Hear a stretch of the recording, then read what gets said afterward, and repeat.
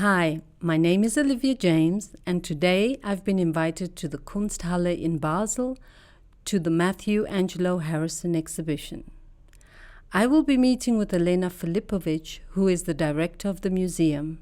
She has kindly proposed to personally give me a tour of the exhibition. What a treat! And I'm very excited and looking forward to this.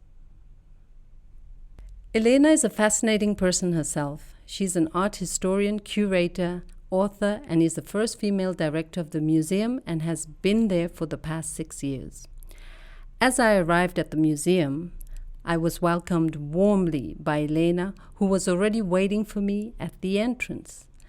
Hello, Olivia. Welcome. Thank you very much. Thank you for having me here in Basel. Beautiful weather today. I had done a bit of research of my own before coming here. I found out that Mathew Angelo Harrison worked in the Detroit car industry like most of his family. So I was very interested in finding out how this influenced his work.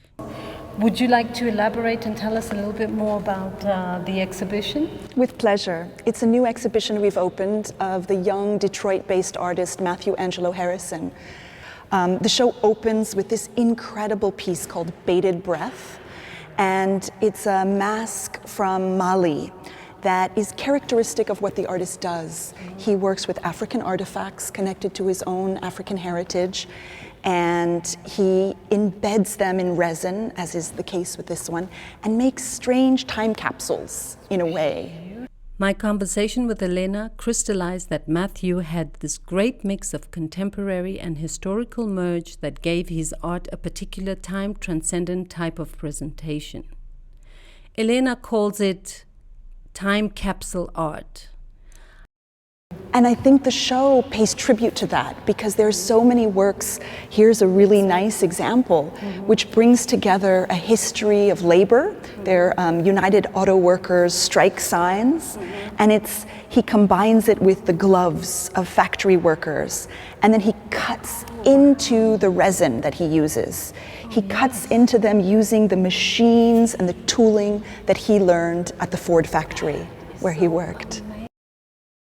I couldn't help but get the feeling that the auto industry at the time had taken over the role of the cotton fields in some strange type of way. Mathew Angelo Harrison uses this know-how gained in the auto industry to build his own 3D printer that is fully functional and uses it to create some of his art.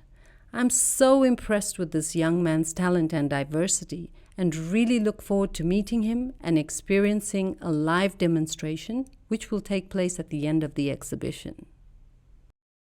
It was actually work like this that first drew me to Mathew Angelo Harrison.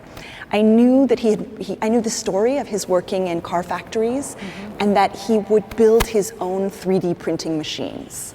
So this is built by the artist as a kind of sculpture, but also a functional object.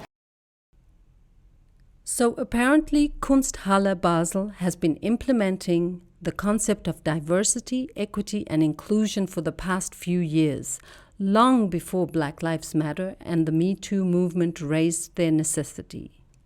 At Kunsthalle Basel, we have tried and strived over the last years to take consciousness of diversity, to be inclusive, to think of these things long before Black Lives Matter.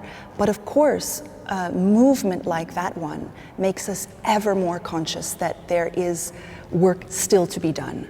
So Mathew Angelo Harrison was invited 3 years ago already to do this show, and it was meant to be on last year and had to be postponed.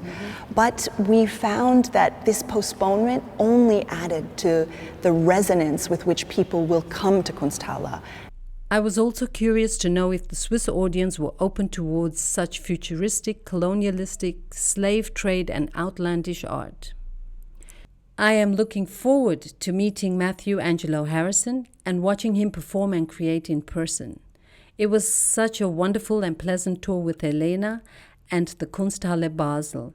I would like to thank them very much for this experience.